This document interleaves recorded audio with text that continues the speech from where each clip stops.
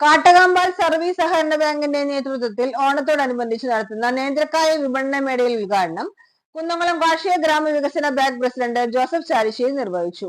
Bank president Sony സക്രിയ അധ്യക്ഷത വഹിച്ചു. മുൻ ജില്ലാ panchayat member K Jayashankar മുഖ്യാതിഥിയായിരുന്നു.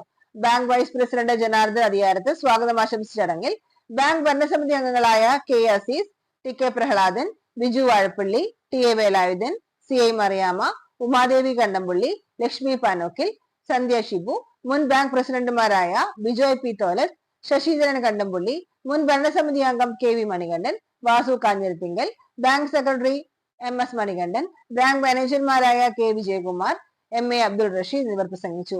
K K Rajan, K K Bilal, Jaseera Anwar, Shari Anilkumar, Preethi Sivan, Vipin Das എന്നിവർ ചടങ്ങുകൾക്ക് നേതൃത്വം നൽകി. ഓണത്തോടനുബന്ധിച്ച് പൊതുമാർക്കറ്റിൽ നേന്ത്രക്കായ കുലകൾക്ക് വില ഉയരുമ്പോൾ വില നിലവാരം പിടിച്ചു നിർത്താൻ കാട്ടകാമ്പാൽ സഹകരണ ബാങ്ക് നടത്തുന്ന വിപണന മേളയിൽ നേന്ത്രക്കായ കുലകൾ വാങ്ങാൻ വലിയ തിരക്കാണ് അനുഭവപ്പെടുന്നത്. നാടൻ നേന്ത്രക്കായ കുലകൾക്ക് കിലോവിന് 58 രൂപയ്ക്കാണ് വിപണിയിൽ വിറ്റഴിക്കുന്നത്. ഉദ്ഘാടന ദിവസം തന്നെ 100ഓളം കുലകളാണ് വിറ്റഴിക്കപ്പെട്ടത്.